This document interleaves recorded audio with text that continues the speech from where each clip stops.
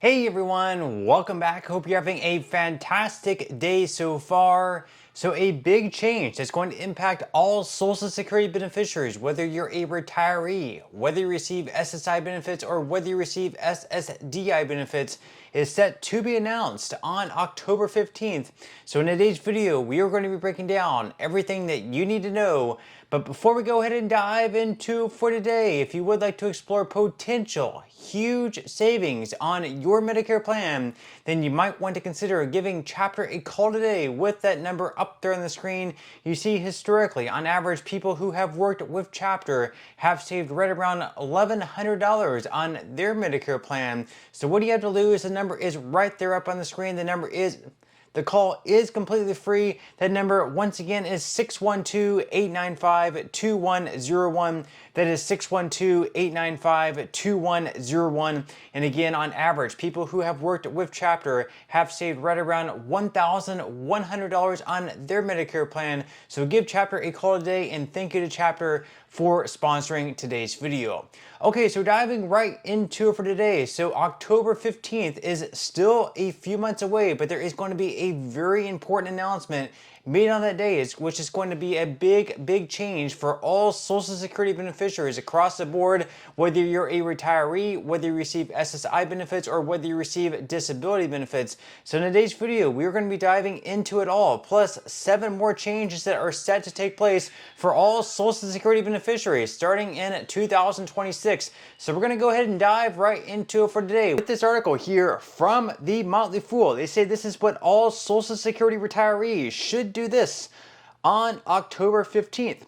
So they said if you're someone who is very reliant on Social Security, then you're probably eager to find out what your upcoming cost of living adjustment will amount to. The bad news is that it's too soon to have that information. The good news is that there's an easy way to know exactly when that official announcement will come through. So as far as what we know about 2026 Social Security COLA so far, they say that even though inflation has been persistently elevated this year, it hasn't been out of control, and that's a good thing in terms of living costs. So it's a less favorable thing in the context of Social Security COLAs, though, since those annual rates are directly tied to inflation. So as far as when it gets announced, once again, they say that Social Security COLAs are specifically based on third quarter CPIW data. For this reason, the Social Security Administration makes an official COLA announcement each year in October, and this year, September's CPIW reading should be released on October 15th. So that's the day to tune in for the biggest Social Security announcement of the year, and you can specifically check out the SSA's news section for more information. So we have a few very important dates coming up. So the first important date, of course, is going to be next month in the middle of August. In that date, in the middle of August, we're going to know the CPIW inflation data for July. Then the following month in September, we're going to know the inflation data for August. And then finally in October, we're going to have the final month of the third quarter CPIW data, which we will then be able to compare to last year's third quarter data of 2024. And whatever the inflation for CPIW has increased by is what the cost of living adjustment is going to be. Now, as far as estimates, so far it is being projected that it's going to be increasing by anywhere between 2.6 to 2.7%. Of course, that can actually go even higher as each month that projection seems to be going a little bit higher. So it could perhaps go as high as 2.8 or even 2.9% if inflation continues to trend upward. We will have to wait and see. But of course, there are also going to be 7 more big changes to keep an eye out on. As far as next year goes in 2026, we're going to be going into what those changes are. Once again, this article here is from the Motley Fool. So of course, the second one, after the first one of the cost of living adjustment. So the second one is that high earners are likely to be opening their wallets even wider. So of course, if you're still working, paying taxes in the system, there is a cap on how much taxes you have to pay as far as the Social Security FICA tax goes. So if you earn millions of dollars per year, you're not paying tax on the entire $1 million that you're earning into Social Security. Instead, that's capped. So this year it's capped at $176,100 per year. Next year that is going to be lifted probably above $180,000, might be like right around $183,000. Then as far as another change happening next year, the maximum monthly Social Security payout at the full retirement age should climb as well. So this year in 2025, the highest possible monthly payout at the full retirement age is $4,018. In 2026, it's going to be going a little bit higher. It should be eclipsing the $4,100 mark. And of course, if you wait all the way until the age of 70, the highest amount you can receive is right around $5,100 or something like that. That, of course, is also likely to climb next year in 2026 as well. Then as far as the other changes taking place, the One Big Beautiful Bill will allow more retirees to avoid paying taxes on their benefits. So with the passage of the One Big Beautiful Bill, that is going to increase the standard deduction for individuals by $6,000 if you're at least 65 years or older. And then for married couples, it's going to increase the standard deduction up to $12,000. So it's going to allow more people to avoid paying taxes, or at the very least, pay less taxes in the system. So that's going to be a plus for them. Once again, it is for those at least the age of 65. Then as far as another change goes, early filer withholding thresholds can be adjusted higher.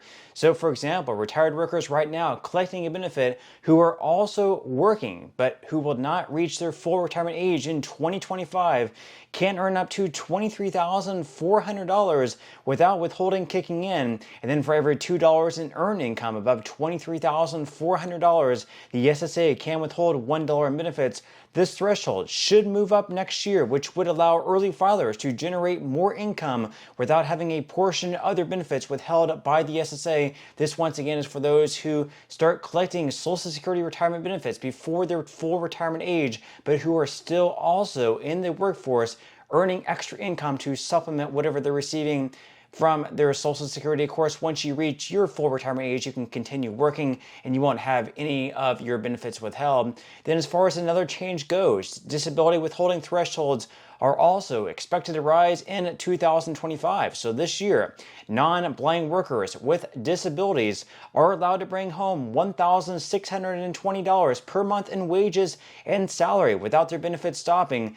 Meanwhile, blind workers with disabilities can receive $2,700 earned income each month without their Social Security benefit ceasing. In 2026, this number is also expected to rise as well. Then finally, we have two more changes set to take place next year in 2026. The first of those changes is that it should be incrementally tougher to qualify for a Social Security benefit. So if you have not yet qualified to receive Social Security and you're still aiming to do so, it's going to take earning a little bit more money next year in 2026 in order to qualify and earn those retirement credits.